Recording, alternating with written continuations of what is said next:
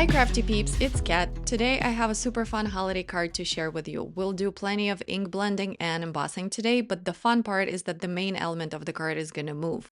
The star of today's show is this Nordic bundled fox die set from Poppy Stamps, and depending on how you layer your pieces, you can make a cat or a fox. As a true dedicated feline enthusiast, aka crazy cat lady, I will of course be making a kitty. I also have here some very cool velvet cardstock from Simon Says Stamp. I've never seen anything like it before. It really does feel like velvet fabric. And I have this gorgeous Scandinavian Christmas embossing folder, a perfect pairing for my Nordic kitty. And for some added shine and sparkle, I'll be using a blue solar spray. Full list of the supplies will be in the description box. Before we begin though, please let me know in the comments, do you like and make interactive cards often, or do you usually stick to the traditional format? Okay, to start out, I will first emboss my background panel as I want it to dry as much as possible before I ink blend it. I sprayed both sides of my cardstock with some water, and I have a piece of paper towel here to blot away some of that excess moisture. The goal here is damp cardstock, not wet cardstock. I will then line up the panel inside the embossing folder, close it, and will run this through the die cutting machine. And look at this gorgeous texture, y'all. It's stunning. I really love all of the detail that the folder impressed into the paper. Next, let's take a look at the die set. Since I will be making a cat, I won't be needing some of the pieces that cut out the parts for the fox, so I'll just set those aside. So what we're left with is the die that cuts out the cat tail, the little feet, the head portion that has the ears, and to the left of it is the portion that goes behind the ears. Then the little hands, and of course the body.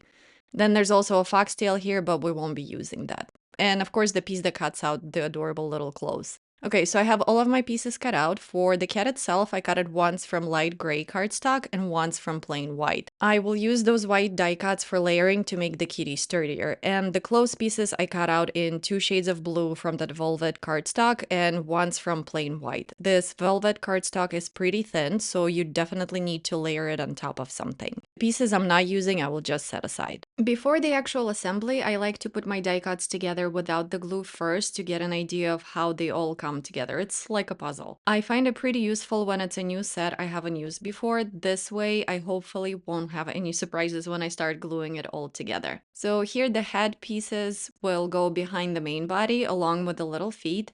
Then we have the little arms, which by the way, you could use either up or down depending on the look you want. Then we have the tail, and then the little pants and the sweater piece will go on top. This is already starting to look super cute.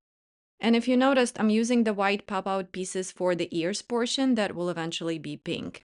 Now, technically, you should cut that very back piece from pink or whatever other color cardstock, but I didn't have any pink scraps lying around and I didn't feel like cutting up a whole new sheet just for one tiny piece, so I will instead color those white pieces with alcohol markers. You really don't need to have cardstock in every color of the rainbow, especially for small pieces. You can always color your white cardstock with markers or inks. Okay, once I know how my pieces layer, I'm gonna go through them and pair them up with their white counterparts so I can glue those together. I won't stack every single die cut, like the sleeves will go on top of the arms piece and the sweater part will go on top of the pants, so I don't need extra backings for that. But for everything else, I will add that white cardstock in the back. This is a good opportunity to see where you might need additional support because you don't want your finished piece to be too bulky in some spots and super floppy in others. Like for example here, I wanted to show you that for the body piece, because of how the head/ear pieces layer together, I only need to stack the torso portion. Otherwise the head will be too heavy, but the body will be floppy. So very unfortunately for our paper kitty, I just went ahead and chopped his head off. Sorry, little guy. So after pairing up and checking all of my die cuts, I next need to color those ear pieces as well as the eyes and the nose. I will bring out my Ohuhu alcohol markers in black and light pink. Now you could have kept the tiny teeny pieces that die itself cuts out, but for me personally, they are so small, I really don't want to fuss with those. It's much easier and faster to just color those in. So first I'll do the ears. Just carefully color those in with the very tip of my marker.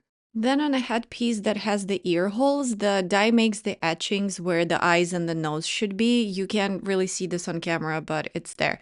So it makes it pretty easy to color just that area. I will go in with my marker directly on the die cut. I will then bring in my body piece and check that all lines up nicely. And as you can see, the eyes and the nose stand out just the right amount. One more thing I'm gonna do before gluing all of the things together is to ink my cat pieces to give them more dimension. You can absolutely skip this step and leave them blank if you want, but I feel like it really gives it more dimension and adds visual interest. And the best part is that you don't have to be perfect with your inking. So I grabbed some light gray ink here, cleaned off my brush really well on a paper towel, and I'm going right around the edges to create some shadows. I'm leaving the center completely without ink though. I'm going pretty light at first, but once I understand how this particular ink shows up on my cardstock, I can go in a little heavier, and I will do that to all of my pieces here.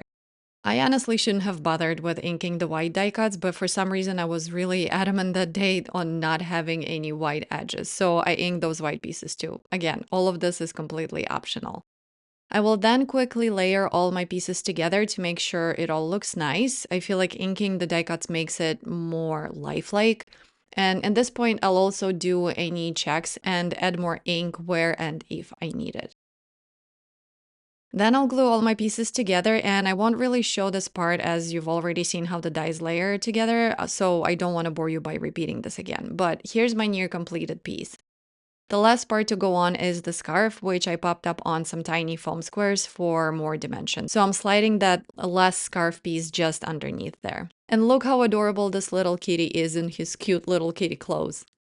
Okay, now let's revisit our background panel that we did in the very beginning. I trimmed the edges down off camera so that my panel will measure 3 3/4 by 5. I wanted this to be as dry as possible because I will be working with oxides and I didn't want the ink to start reacting with any leftover moisture. I have 3 shades of blue here and I will start with my lightest color. I'm using a foam blending tool, and the reason for that is the foam will catch mostly the raised areas of the panel. Don't get me wrong, it will definitely cover the background too, but it will mostly catch on the raised areas while leaving some of the background areas white. And that creates some additional texture. You can absolutely use a blending brush here, just be aware that it will give you a more uniformly colored background. So I went all around the edges of my panel with the lightest blue until I was happy with the amount of color I had. And I also brought in my kitty to check that I have enough white left. Leaving the center of your panel lighter naturally draws your eye to that area. Next, I'm moving on to my medium blue, and I will repeat the process of going around the edges of the panel, except this time I will make sure to leave a good amount of that light blue peeking out. So I'm not going as far into the center as I did with the first color.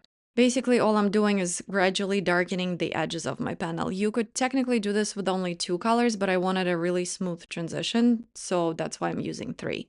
Once I'm happy with the amount of the second color, I'll move on to my darker blue and we'll repeat the process again. But this time I will try to stay on the very edge of the panel, concentrating mostly on the very corners.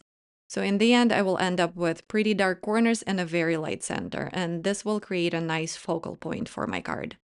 And as you can see, despite using some pretty dark ink, some of my background areas are still white. It's especially noticeable around the wreaths at the top and at the bottom. I like how it adds some additional interest to the panel. It's like those areas have their own little highlights. And of course, I'll bring in the kitty to make sure I'm happy with how things look.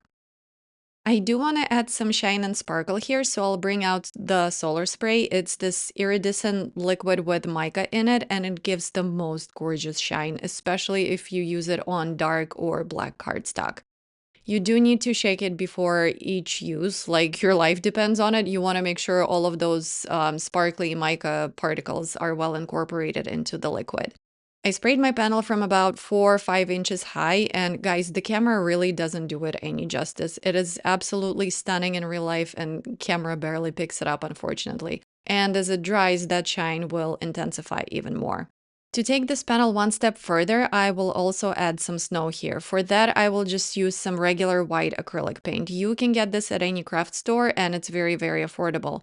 So I'll squeeze some out on my glass surface here. It all cleans up really easily with a wet paper towel.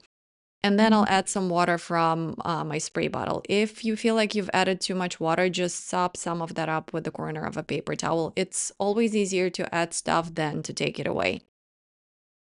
So I'll mix that paint up until it's of a splatterable consistency, and I'll just tap my brush over my panel to get some of that snow splatter on. There's really no right or wrong way to do splatter, I feel like, so do what you think looks good. I struggled just a bit there with the amount, so I ended up adding a tiny bit more water to make it a little more runny. And I'll just repeat the process here until I'm happy with the results. You can also tap your brush on your finger instead of just the brush alone. Really just play around with it and see what works best for you.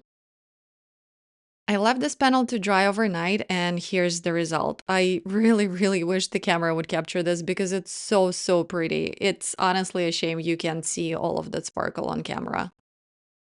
I'm gonna work on my sentiment next, and I have a stamp set here that covers pretty much every occasion and US holiday you can think of.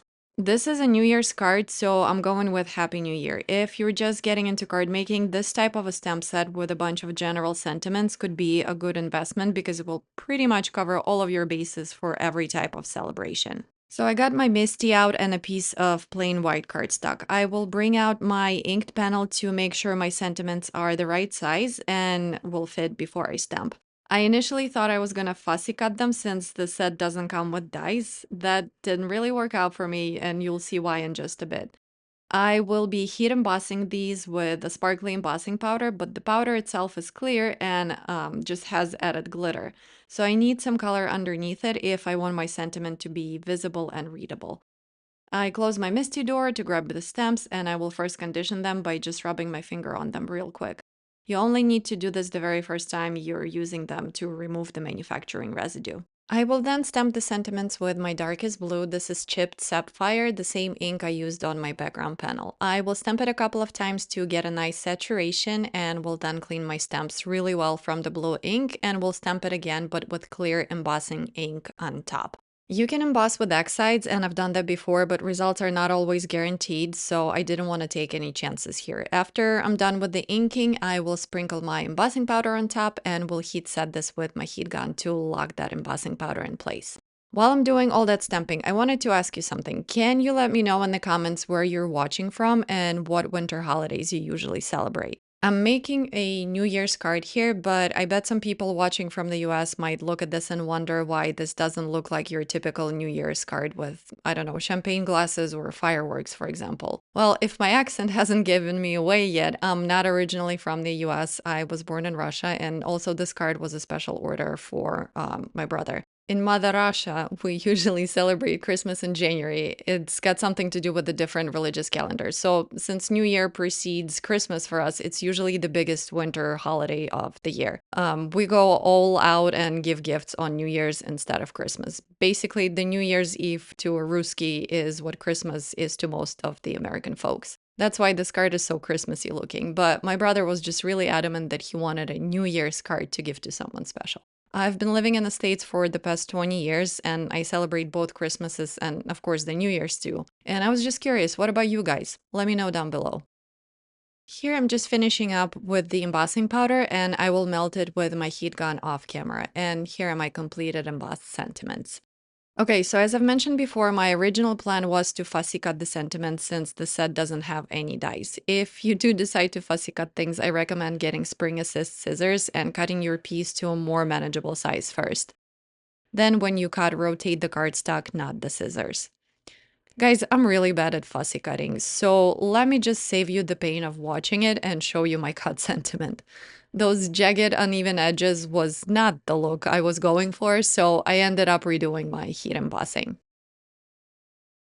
I will try to use my shape dies this time to cut the greetings. I picked the second smallest size, and here I'm just making sure that it will fit my entire greeting without cutting anything off.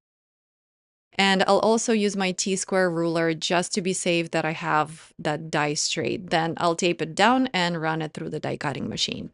I'll bring back my panel to check the fit, and here I have ran into the problem of my sentiments being too big for my background.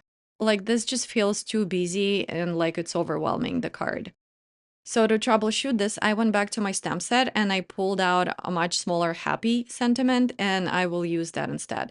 It fit nicely on that New Year die cut without overlapping. I repeated the process with the stamping and the embossing powder, but I was careful to not hover my heat gun for too long over the areas I've already embossed, because otherwise it would just overheat the powder and it will just melt and absorb into the paper.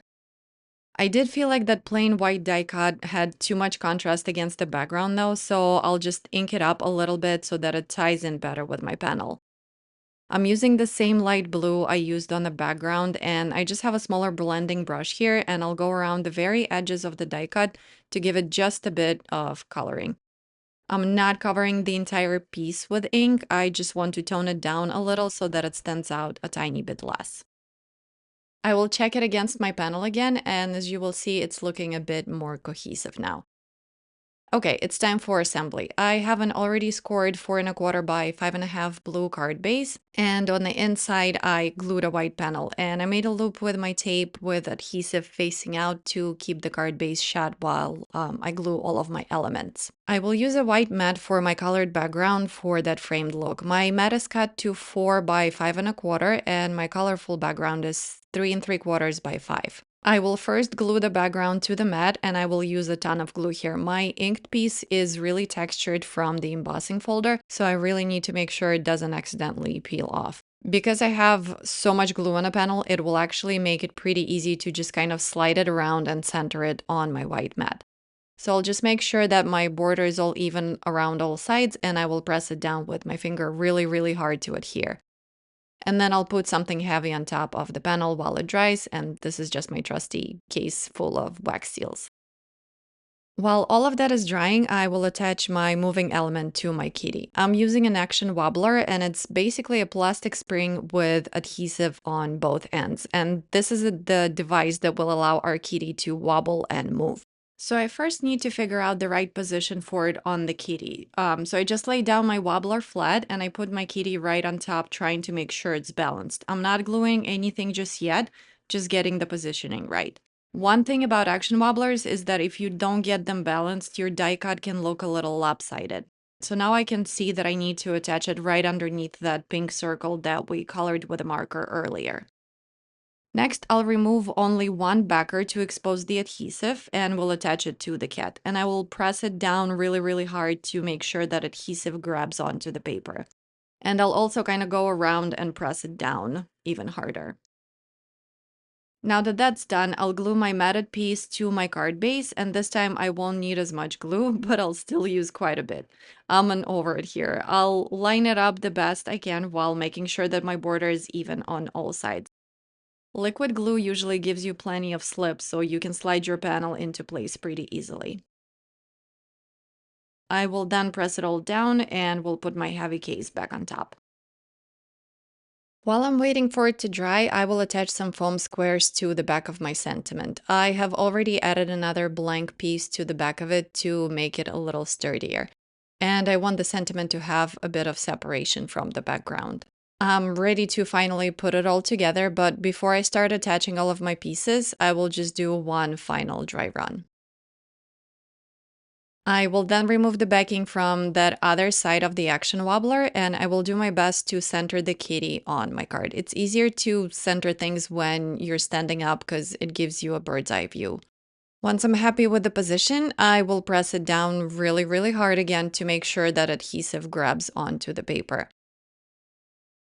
And then I will also go in with my bone folder underneath the kitty and will very carefully burnish that plastic wobbler piece to the card to really make sure that it sticks. And here you go, we have our dancing, moving kitty. It's so much fun to play with. But the best part is that the wobbler will flatten out to go into the envelope, so I don't need to worry about any special packaging here. I added some glue on the foam squares on the sentiment for some extra wiggle room, and I got my T-square ruler to help me make sure my sentiment is straight.